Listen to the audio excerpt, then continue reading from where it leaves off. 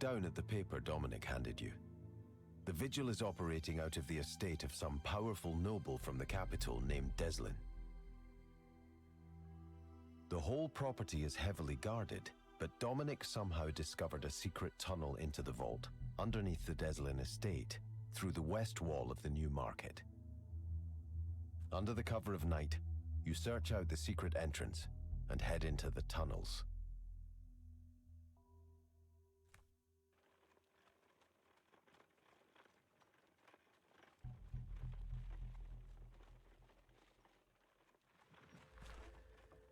Before you leave, Dominic warns that the vigil's security is more advanced than anything else in the city. If any alarm is sounded, all exits will close, and you will be swarmed and killed by more guards than you can count.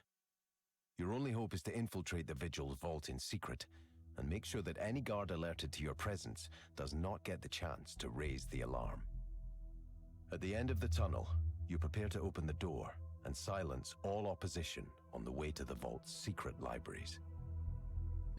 So viel kann man also sagen, er wird ja wahrscheinlich in die Richtung gehen. Und er so in die. So. Man muss auf jeden Fall die Wachen ja besiegen. Ja, füge 2 hinzu. Ja, wenn er noch keinen Schaden hat, das ist natürlich sehr, sehr schön.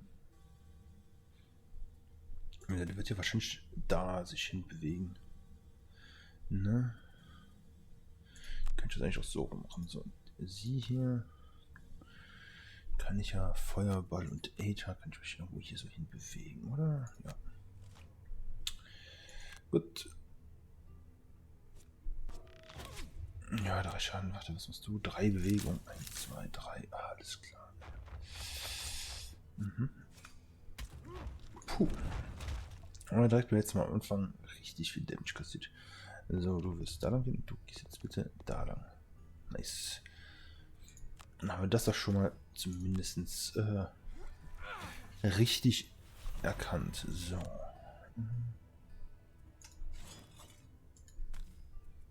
Dann ziehen wir ihn mal eben zurück.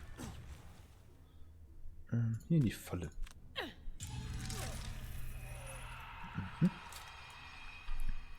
Ich weiß gar nicht, will ich davon. Nee, davon brauche ich eigentlich gerade nix so, ne? So, wir können es natürlich uns jetzt hier hin bewegen.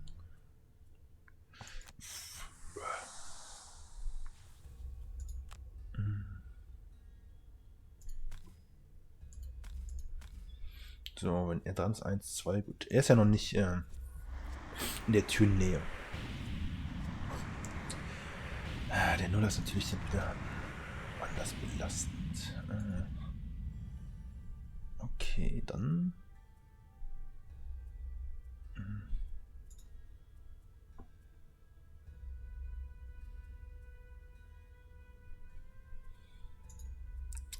Jo, könnte ich damit natürlich dick Schaden anrichten, ne? Machen wir das so rum und hier. Ich will natürlich schneller sein, aber ich will auch nicht, dass er. Ich glaube, 19 ist zu langsam. Schalt 7 kann ich nicht sein, ne? Okay, müssen wir hoffen. Okay, 30. Sehr schön. So, durchstechen 2. Und hier den Angriff, ja. Oh, 7 Damage. Will ich mich jetzt. Warte, wie viel Schaden machst du? 5 wieder. 6. Will ich mich. Nee, wir machen es nicht unsichtbar. Das machen wir im nächsten Round. So.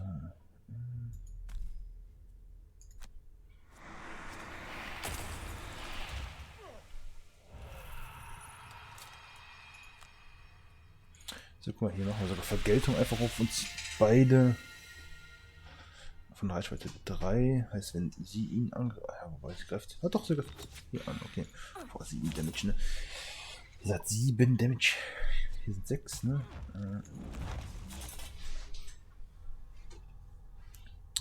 Macht das Ganze nicht besser. So.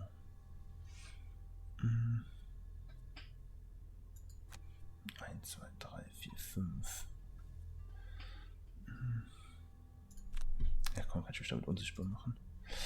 So, Mana-Bolzen zum Heilen und die Flammenpeitsche. Oh, Reichweite 3, 6 Schaden. Ist auch wieder anders krass hier. So, ist die Frage. Ja, mit Lähmung, ne?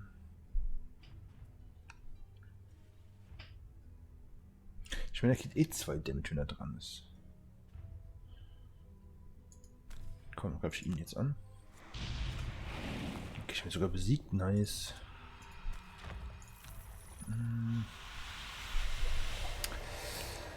Noch viel besser. So, dann machen wir gleich eine lange Rast, um unsere Karten zurückzuholen, würde ich mal sagen. Und hier könnten wir mal so ein bisschen finishen, ne? Wobei, ja, ich mache einen Schaden. Das ist auch nicht die Welt. Okay, 3 Schaden. Ich hätte eigentlich einen Schaden mehr machen können, weil jetzt, wenn sie dran ist, dann kriegt ja eh Schaden. Ja. So, ja, lange Rast. Und lange Rast. Da die gute Frau sich ja selbst besiegt hier, ne? Danke. So, was könnten wir jetzt am ehesten abwerfen?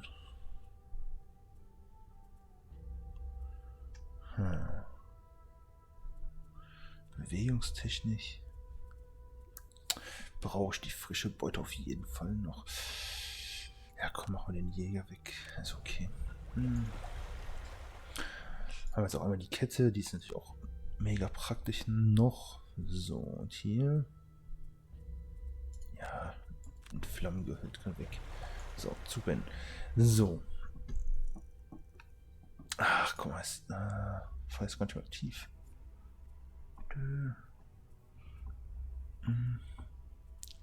Ja gut, wir haben jetzt das Problem, unsere geilsten Angriffe sind halt gerade im Moment nicht da, ne?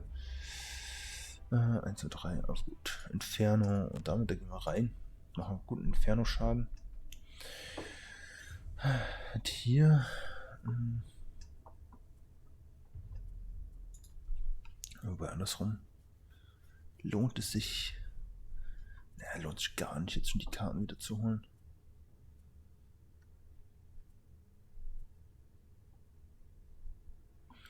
Ja, das Problem, hier müsste ich halt schon wieder erstmal irgendwie in die Nähe kommen, ne?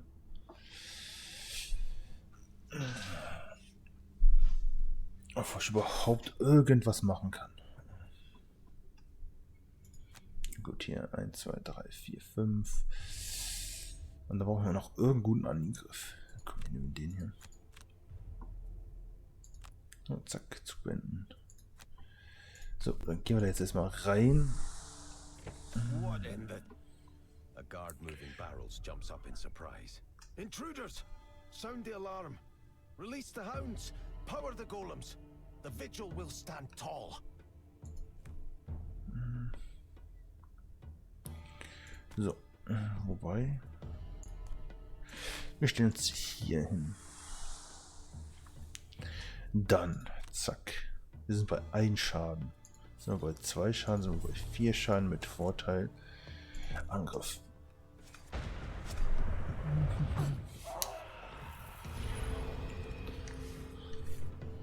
Aber das ist gut. Ihn verwundet, ihn gelähmt. So, okay, dann gucken wir mal. Also die bewegen sich ja nur. Eine Reichweite von 6 mit Lähmung kann ich mir nicht leisten. Hier du stechen. Okay, kann ich mir auch alles. Also ich kann mir das alles nicht leisten. Daher einmal bitte unsichtbar werden. Und dann holen wir uns beide Karten wieder. Zack, danke. Gut, er will nach und nach sterben. Das ist schon mal gut. 1, 2, 3. 1, 2, 3, 4. Okay, die stellen sich jetzt in den Weg.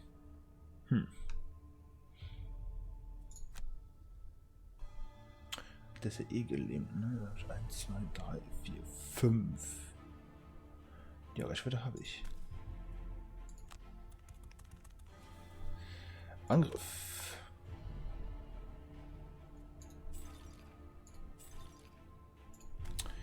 Finish him. Ja, nice, okay. So, den könnten wir jetzt auch mal ganz locker damit besiegen. Oder? So, dann ist die Frage, was machen wir jetzt? Was machen wir dann oben? Zum Beispiel den Vorteil auf meine Gegner. Weil 1, 2, 3, 4, 5. Wobei ich kann auch den Tarnschuss machen. Also, hier sind wir was langsamer, dann. Weil 1, 2. Weil er wird ja nicht drauf kommen. Das kann er gerade gar nicht. Wieso habe ich eigentlich hier noch Sturmreiter drin? Ich muss die gerade mal wieder raustun. Ich habe eigentlich schon drin gehabt, um zu looten. Ja, komm, ich mal einfach entfernen. Ganz ehrlich. Was soll's. So. Bitteschön. Nehme diesen Schaden mit Ehre. Kann ich dich von hier anvisieren? Aber will ich eigentlich... Eigentlich will ich dich auch so besiegen können, ne? Aber was kann ich auch nicht hier anvisieren? Nein, ich wollte mal schon sagen. Das wäre ein bisschen eigenartig, aber egal. Mal 2, okay. Sogar besiegt. Aktion bestätigen, auch als unsichtbar. Und Zug beenden. Ach, warte, was macht ihr denn? Du machst aber jetzt hier nicht. Doch, du machst ein Schild, ne? Aber da konntest du nur ein Feld bewegen, stimmt, weil haha, steht ein Weg. Das heißt, du kommst danach eh nicht weit genug. Heißt aber eigentlich alles richtig gemacht.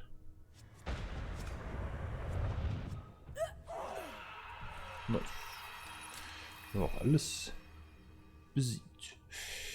Dann gehen wir mal Richtung Tür, ne?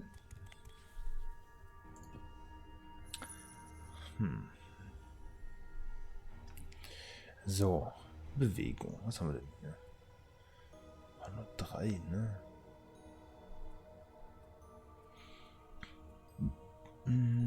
Ja, komm, nehmen wir doch den wilden Befehl.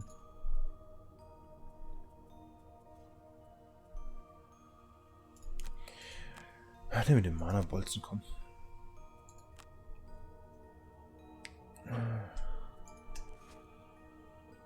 Komm, nehmen wir die Schuhe. Und guck mal, was uns... Eine Golem. Aber ein Golem ist eigentlich gar nicht so schlimm, oder? Man hat doch nur Vergeltung. Okay. Ja, greif mal von Mod 1 an.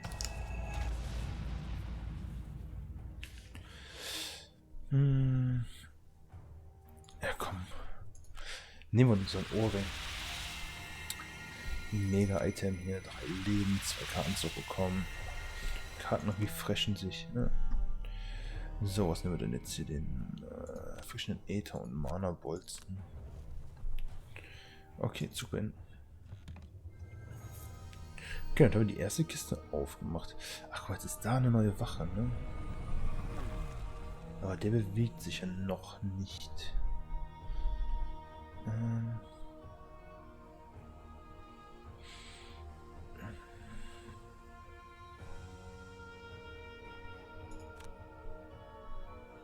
Also 1, 2, 3, 4. Das heißt, wenn ich hier so stehe, habe ich meinen... Den habe ich aber auch nicht mehr, ne? Aber die Frage ist, ob ich einfach genug Bewegung habe. Ich muss ja nur die Truhen öffnen, ne? Ja.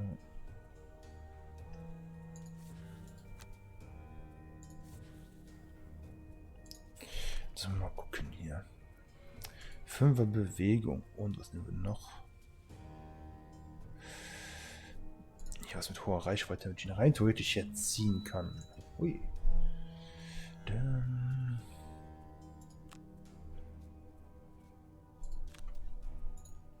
So, was machen wir hier? Eine kurze Rast. Zack. Komm, bewegen wir uns damit weg und machen Mana Bolts, oder?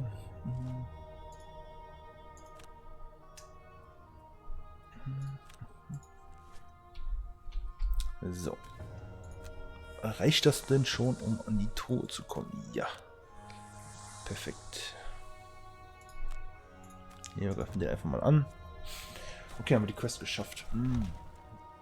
Das wäre eigentlich auch eine Option gewesen, einfach durchzulaufen. Wobei ich hätte ja keine Ahnung können, was uns hier erwartet. Ja. Aber ich glaube, die anderen wären auch schon da gewesen. Wobei, warte, Bewegung rückgängig machen. Ich kann mir hier...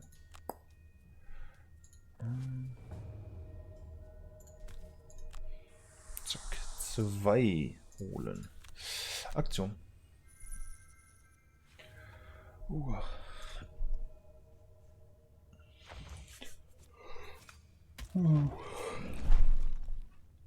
Ey, was für 8 Schaden.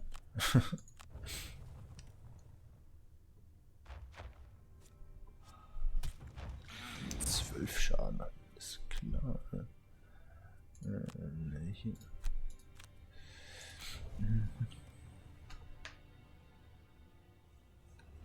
Searching through the vault libraries, you find both the codex and Dominic's book without too much trouble. You find many other strange texts among the shelves. Golems and constructs, the Algox of the North. There is a lot of hidden knowledge here, but there is no time to sort through it all. More of the Vigil could come down the stairs at any moment and alert the entire estate to your presence. You grab what you came for and run for the exit, stepping over the corpses of the guards who stood in your way. You're barely clear of the tunnels when you hear an alarm high above you on the other side of the market wall. Without hesitation, you continue your escape, getting as far away from the estate as possible. Then it's just a simple matter of returning the books to Dominic. Dominic! Gut, schöne Erfahrungspunkte wieder. Oh my, you've returned! Dominic springs up in excitement as you enter the town records building. He jogs towards you a little too quickly, trips on his robe, and lands flat on his face. Ow! Oh, no matter, he says, waving off the incident. I imagine you've recovered the books. Please tell me you've brought the books back. As you nod, he jumps to his feet, smiling broadly. Come then. It's time we got to the bottom of this. Preferably in your company, in case those maniacs come back. Once in the back room, Dominic quickly opens the Codex of Directives and flips to the proper page. Let's finish the story, shall we? The end did not come for the ancient man as he huddled in the darkness of his cave, insane and broken. The harbingers of the upheaval, a great army of demons, had succeeded in bringing a once powerful and glorious civilization to its complete and utter end. This had been a challenge, but hunting down the wretched creatures who now huddled together like rats in a cage, there was not sport in that. The world lay shattered and ruined before them, and the gloom grew bored. The forces withdrew and were dispatched to destroy some other world, and the gloom decided it would be far more interesting and challenging to manipulate the wretched scraps of this ancient race into destroying themselves. One group of ancient man, who had fled far to the south, were taken by the gloom, their blood tainted with that of the demons. The result was unrecognizable, a feral, animalistic race of half demon, half man. And then the gloom watched and waited. The gloom stood silent as man emerged from his cave and began to rebuild himself. The gloom smiled at the newfound arrogance of man as he began to expand his territories and take back the land from the unforgiving wilds. The gloom waited for the day when its two creations met each other on the field of battle and destroyed each other completely. The gloom, Dominic mumbles. Every time I think I've gotten to the bottom of this, something new emerges. He slumps in his chair. This sounds bad. I guess the Aether convinced the commanders to stop the war in order to avoid fulfilling the expectations of the gloom. But the Vigil seem convinced that the gloom will still return one day to destroy us all anyway. I'm not sure what to think. Dominic shrugs. I'll spend some more time studying the text, but I don't know what it's going to take to find a breakthrough on this. In all the books I've read, I've never seen a single mention of this gloom until now. I'll let you know if I find anything. Well, when I said breakthrough, I wasn't expecting you to go out, find the gloom and destroy it, Dominic says, as you enter the town records building. Certainly nothing that extreme, but it did the trick. I was able to study some of the writing on the walls of the chamber you found beneath the void, and I've discovered quite a bit of information about the gloom. Dominic sets his book down in front of you. If you'll permit me, I have one final entry in my history of Gloomhaven for you to read. The study of interplanar travel was really the brainchild of a single man, Bastian the Seeker. During his studies of what was beyond this world, an unimaginably powerful being called out to Bastian from across the infinite planes, invading and corrupting his dreams. The being promised him knowledge and power beyond what any single plane could hold. Bastian began his work to open a rift between his own plane and that of the being poisoning him as it called from beyond. He was so consumed and overtaken by greed and vice that when the rift was finally opened and the upheaval began, the unnameable evil was able to merge seamlessly with Bastian's form, birthing what came to be known as the Gloom. It has been conjectured by Aether scholars that the evil being has no form of its own, but simply travels from plane to plane, inhabiting a vessel and using it to sow death and destruction for its own amusement. By all accounts, this being is immortal and eternal. If its vessel is destroyed, it will simply find a new one, on this plane or the next. Dominic closes the book. I thank you for all the help you provided in the writing of this history, and I truly hope that's the last we've all seen of the gloom. Dominic's smile fades as he nervously fidgets with a scrap of paper. Well, there was one last detail that gave me pause. I found some writings in the void that I simply could not decipher. They are vaguely similar to a runic language I once encountered up north, but the exact structure is unfamiliar. You study the runes closely, but do not recognize them. You shake your head. They're meaningless to you. I had hoped you might have encountered something similar on your travels, Dominic laments, but I knew that chance was small. Well, I'm sure the language experts at the university would enjoy the challenge. His smile slightly returns. I'll get this sent to them and let you know if they manage to translate this final mystery.